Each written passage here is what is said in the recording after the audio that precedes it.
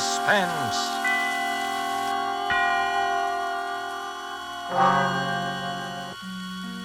This is the Man in Black to introduce this weekly half hour of Suspense. Tonight from Hollywood, Roma Wines bring you Mr. Laird Cregar in a suspense play dealing with a maniacal hatred and with the mental drug of hypnotics. And so with narrative about Clarence and with the performance of Laird Cregar, supported by Conried as Bill, from whom we hear the narrative, we again hope to keep you in suspense.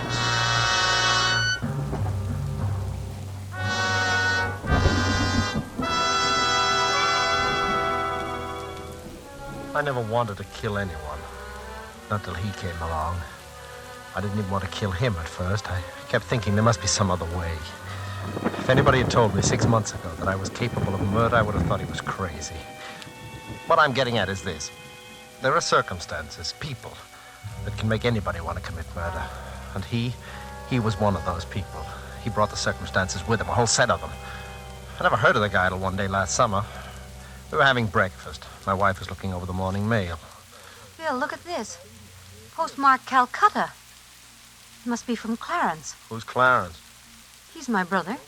You never told me you had a brother. Didn't I? Well, it's not so surprising. He's only my half-brother, and I haven't seen him since I was a child. He's never even written to me before. That's funny. Wonder why I decided to write now. I can't imagine. Well, what's he say? He's coming to America. What for? Now, Bill, don't be like that. Well, you're not going to ask him to stay with us, are you? Well, what else can I do? He says he's coming straight here from the boat. Well, so what? There are several first-class hotels in this town. Well, I'll just ask him kind of half-heartedly so he can refuse if he wants to. Good girl. There's just one thing that worries me. What's that?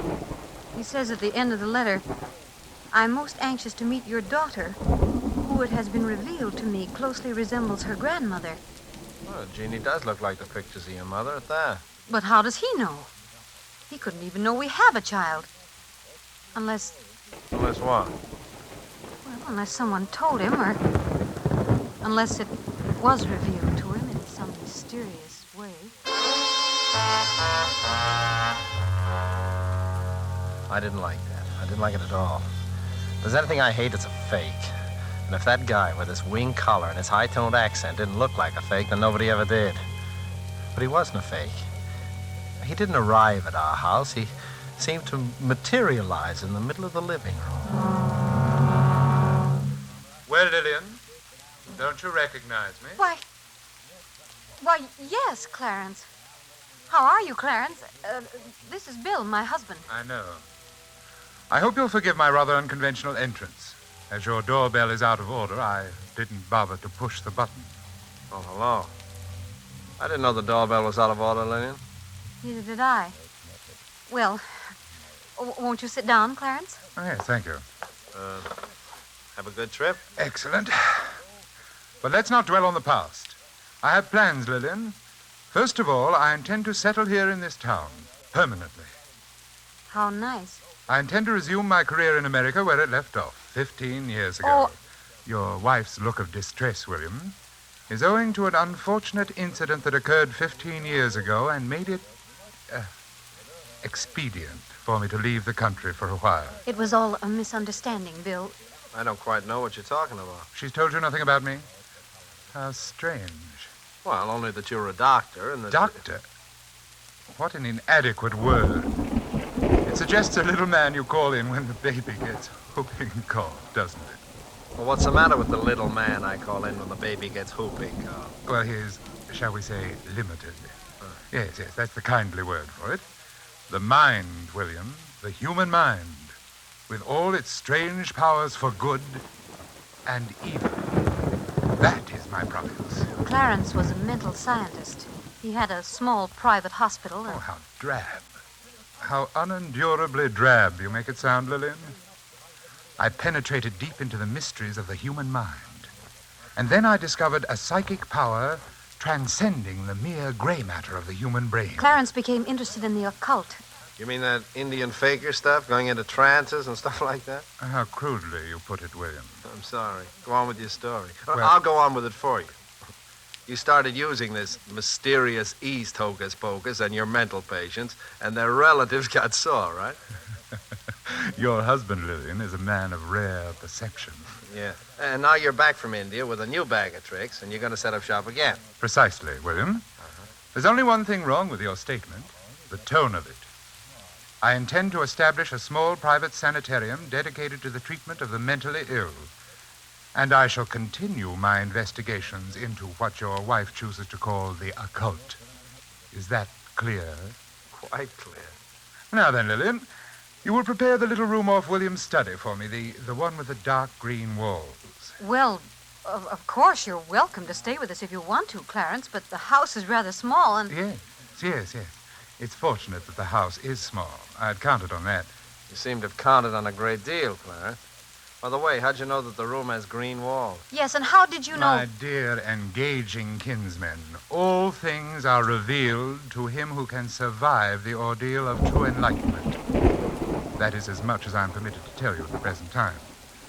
And now will you be so good as to open the outside door? Your daughter is about to ring the doorbell, and it's out of order. Remember? But how did you... You didn't... Go and let her in, Lillian. I'm eager to meet Jeannie. Mama, guess what happened today? Sally Bates fell off the seesaw and Miss Thompson had to drive her home and then... Oh, I didn't know we had company. This is your Uncle Clarence from India, dear. Oh. Yes. She is the very image of her grandmother. Was that Mother's mother? Yes, dear. Mama and Uncle Clarence had the same mother, but different fathers. Oh, then he's not really my uncle. He's only my half-uncle. I think, little Jeannie, that you will find we have a great deal in common, nevertheless. You will be very close to your Uncle Clarence. Very close. What do you do those funny things with your eyes? Never mind, dear. Uncle Clarence is tired from his long journey. You come on upstairs. Mom will help you change for dinner. All right. See you later, Uncle Clarence. What's so funny, Doctor? Oh, William, I do hope that my stay here won't be complicated by your rudeness. Why did you try to frighten Jeannie just now? My dear fellow, it's the very furthest thing from my wishes to frighten your child. It is essential to my plan for her that she have confidence in me. Now, look, get this straight, Clarence. You're welcome in this house as a guest because you're my wife's brother. Your yogi ideas, or whatever they are welcome only so long as you keep them to yourself. I quite intend to, William. That, too, is part of my plan. What is this plan you keep talking about? For the time being, William, I will take your advice and keep that to myself.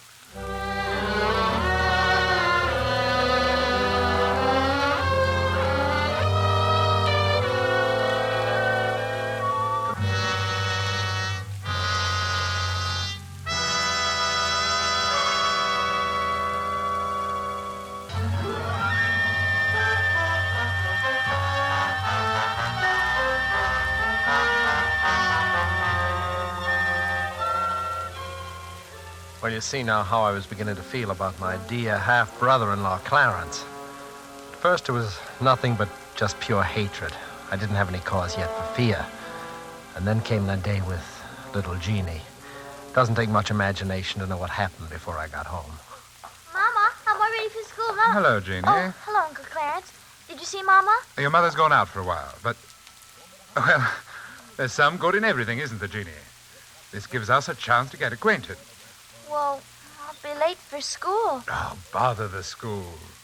I bet Sally Bates wouldn't worry about school if she had an uncle visiting her who'd come all the way from India. India. Do they really lie on beds of nails and all those things? No. Those are just the fakirs. They do those stunts for money, like your circus performers over here. I never saw anything like that at a circus. Did you ever see anything like this, Jeannie? Just a ring, isn't it? Like a cat's eye. Oh, it makes me dizzy to look at it. If you look at it long enough, you'll see all the mysterious secrets of the East. I'm afraid to look again, Uncle Clarence. That light in it, like a cat's eye, scares me. Oh, come now. A big girl like you afraid in the broad daylight. Why do you do those funny things with your eyes? Perhaps because my eyes see so many wonderful things. Just as yours will if you will only look at the ring. Is it magic? Perhaps. Look and see if it isn't. Look right in the center of the cat's eye. That's it. It makes me feel sleepy. That's the way it works. First, you feel terribly, terribly sleepy. And then you see the most wonderful things. First, you feel sleepy. And then...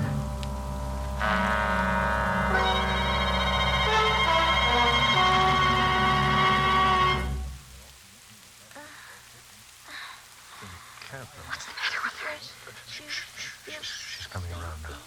and then you see... She's coming around now. Jeannie.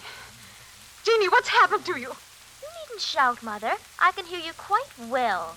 Oh, thank heaven you're all right. She is all right, isn't she, Bill? Huh? Oh, sure. Do you feel well enough to go to school, dear? I shan't be going back to that school, Mother. Miss Thompson bores me. What kind of talk is that? I think we'll get a doctor for you, young lady. Please, Father. I will let you know when I'm in need of medical assistance. Bill, she's not all right. She's... Just come outside with me, Mother. You go to sleep again now, Jeannie. Bill, her whole personality has changed. She speaks with that strange accent and a vocabulary like... Tell me, where was Clarence while you were getting that car out? Why, in his room, I suppose. You ever notice that ring he wears? Yes. It's a cat's eye, isn't it? Very well-defined cat's eye. Kind of ring you always see on professional hypnotists. It's dead easy to hypnotize a child, you know. But why would he want to hypnotize Jeannie? I don't know. All I'm interested in is getting him out of this house as soon as possible. I'm going in there and give him his walking papers right now. That won't be necessary, William. Clarence, we didn't hear you come in. Obviously not.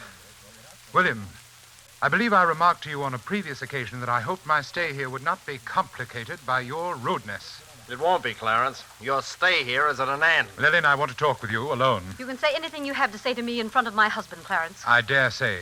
It is my wish, however, to speak with you alone. I've had enough. I'm sorry, Lillian. I don't care whether he's your brother or not. I'm telling him to get out of here and get out now. I'll call a taxi while you're packing, Clarence. The irate brother-in-law. What a tiresome exhibition. I'm surprised at a woman of your intelligence becoming involved with such a boor, Lillian. All right, you asked. No, don't do it, Bill. Clarence just doesn't understand. He's been away for so long. I'm sick of hearing your excuses for him. The time's come for a showdown. No, William. The time has not come for a showdown. Not for a while yet. I will let you know when that time comes. You let me know. Bill, please. Let me explain to Clarence alone if he likes. I won't leave you alone with him. Oh, don't be melodramatic, William. I'll kill you, so help me. Bill, please, please. All right, I'm sorry. I'll give you 10 minutes, Clarence, no more. 10 minutes will be ample. I think Lillian and I can come to an excellent understanding in 10 minutes. Those 10 minutes seemed like an eternity. I could hear Lillian's voice, speaking very quietly as if reasoning with him, and his hateful, velvety accents replying. And then quite suddenly there seemed to be only one voice, Clarence's.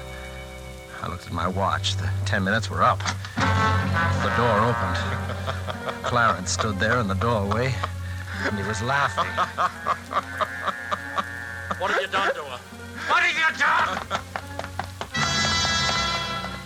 Lillian was lying on the sofa, unconscious. Her eyes were rolled back hideously so that only the whites of them showed. She's not dead, William. Only thinking over our conversation. Bring her out of it, you hear me? Bring her out of it or I'll... What will you do? I'll kill you! You're not hurting me, William. You're hurting her. What? Look at her. See how she writhes in agony. See how she clutches her throat. You win, Clarence. Of course. How could you hope, with your poor, undeveloped Occidental mind, to match wits against me, who have penetrated the deepest mysteries of the occult? Mysteries of the occult? You're nothing but a cheap hypnotist. Any vaudeville mind reader could do the things you do if he was sufficiently lacking in human decency. Be careful, William. I shouldn't like to have to punish you for your rudeness. What do you want of us? I'll give you anything I own if you'll just take it and go away. It's not so easy as all that, William. Because, you see, I want the lives of your wife and child.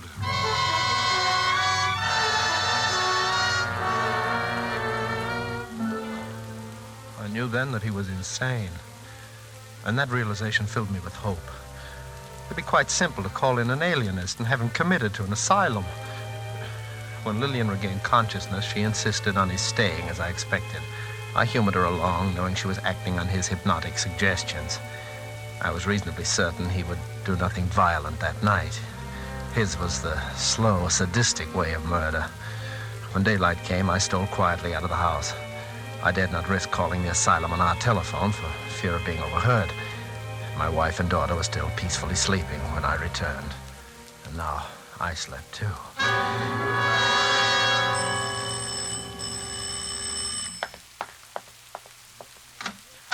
Good morning.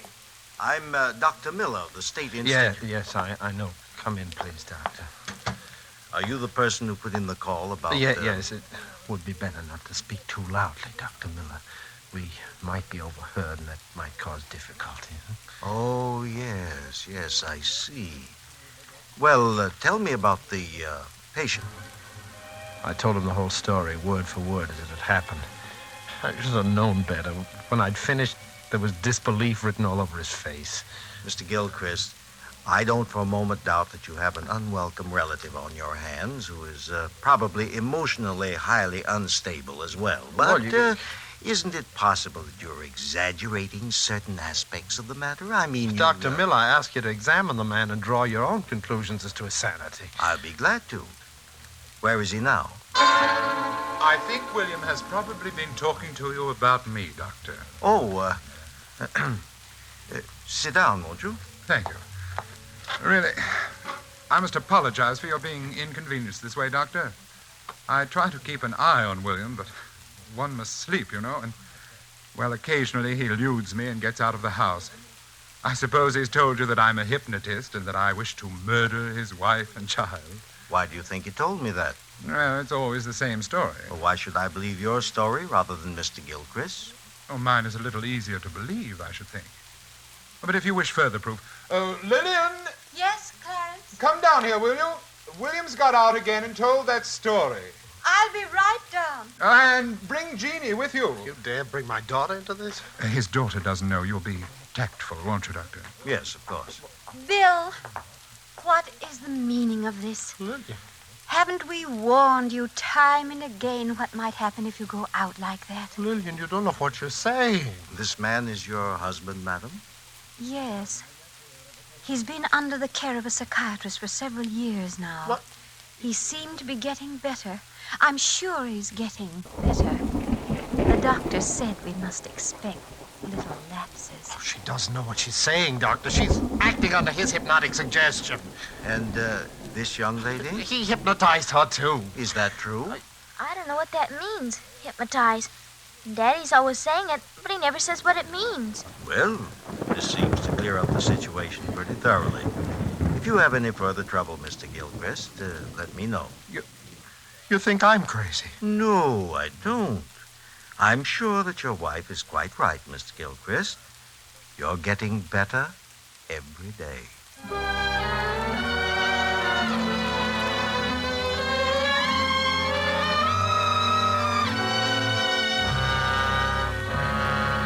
He was insane, and diabolically insane. I had to face the unalterable fact. There was only one way to cope with him, and that was to kill him. But I had to do it while my wife and daughter were out of the house. I couldn't risk facing him with a gun. I didn't trust myself not to fall under his hypnotic spell. The way I decided on was, well, it was the best way I could think of. When I'd finished my preparations, I waited for Clarence. Good evening, William. Clarence, for the last time... William, I'm very tired, and I have a very busy day ahead of me tomorrow. I have no wish to repeat that very tiresome conversation with which you invariably begin, Clarence, for the last time. This is the last time, Clarence. Tonight, nothing will stop me. Tonight, I am going to kill you. Please, don't make another unnecessary scene, William. You know that trying to hurt me only hurts your wife. Oh, She's no longer hypnotized, Clarence. You stayed away too long. She and Jeannie are safely out of your reach now. What makes you so sure of that? Are you sure of anything anymore? Dr. Miller thought you were insane. Are you quite sure you're not? I'm crazy enough to know that I've got to kill you. Well, do it quietly, William. I'm going straight to bed and to sleep, and I don't want to be disturbed. Good night. Just a minute, Clarence. Yes? Maybe you'll win again, I don't know, but just in case you don't, Yes? tell me, why do you say you want to kill my wife and child? Because my mother meant more to me than anything in the world.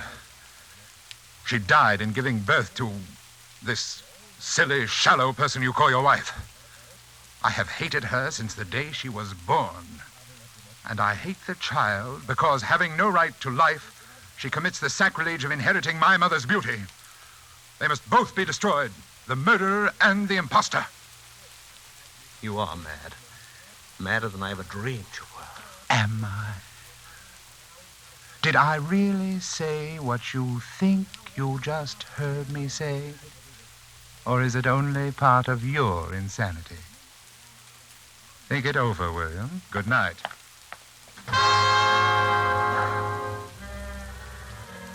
I had everything ready. The heavy boards to nail across the door, the cotton waste, and a gallon of benzene. The shutters over the window of his room I'd already nailed shut and barred. As I nailed the boards across the door, I felt as if I were driving nails into his cot.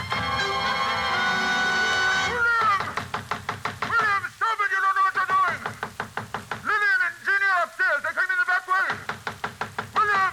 Where are your great powers now, Clarence? William, you fool! Can the secrets of the East help you now? You're trapped, Clarence. You're out of your mind, William! In a moment, the whole house will be in flames. You'll be burned alive. You don't know what you're doing, William! Listen, Stop it! Clarence, listen. I'm striking the match now. You smell the smoke, Clarence?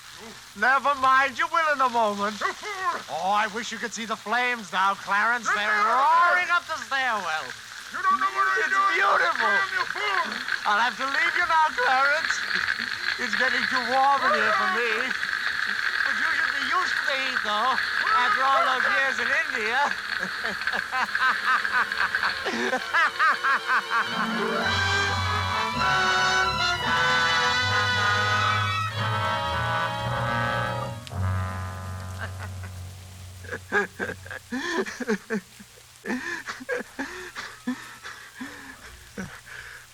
And I laughed. I guess the relief from all that tension. Well, that's the story, Doctor. Then I must have fainted or something from the smoke. I don't remember anything after that till I woke up in this place. And what about your wife and daughter? Oh, that's just it. I haven't seen them since that afternoon, and that's why I've got to get out of here. I've got to find them. Can't you understand that? Yes, I can understand that very well. Oh, will you talk to someone, the head of this place, and tell him that and let me out? I shouldn't be locked up here in an institution. Yes, I'll talk to him, Bill. That's a promise. I'll do it right now. Goodbye. Goodbye, Doctor. Pardon me, the head's office, Dr. Dr. Crossman, you'll Yes. find him right through there. Thank you. Oh, pardon me, Dr. Crossman? Yes? Oh, how do you do, sir? Have you found my little sanitarium interesting? Yes, indeed. By the way, most unusual case. I've just been talking Yes, I know. To poor William. Bill, that is, number 27. Yes, but... I'm how- sorry that you had to be inconvenienced that way, sir. We do our best to keep the garrulous patients well out of a visiting doctor's way, but accidents will happen. Oh, I'm glad I ran into him, Dr. Crossman. His story interests me very much. He doesn't strike me as a homicidal lunatic. No, he's not. This idea of his that he committed a murder is simply a fantasy. Are you absolutely sure of that? Of course. Because, well, you see, I am Clarence, the wicked brother-in-law in his story. You? He began to develop these extraordinary symptoms during my stay at his home when I first returned from India. Parts of his story, you see, are quite accurate. I see. It's a pity, of course. He was doing quite nicely under treatment until his wife and child were burned to death so tragically in the fire that destroyed their home. I'm afraid that event, on top of his previous delusions, unhinged him for good. And where were you during the fire, Dr. Crossman? Oh, I dined out that evening. When I returned, it was all over. Well, I certainly shall write this case up as one of the most interesting I've ever run across. Oh, must you, Doctor? I mean, poor chap, I feel he's entitled at least to some privacy. Have you any personal reasons for wanting to keep this case quiet, sir? Yes, I have. You see this scar on my face? That's a burn, wasn't it? A very nasty burn, too. Precisely, Doctor. And a very nasty coincidence.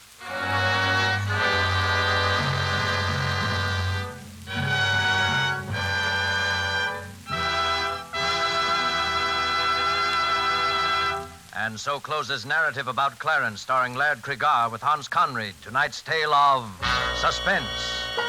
Laird Cregar is currently being seen in the 20th Century Fox production, The Lodger. This is CBS, the Columbia Broadcasting System.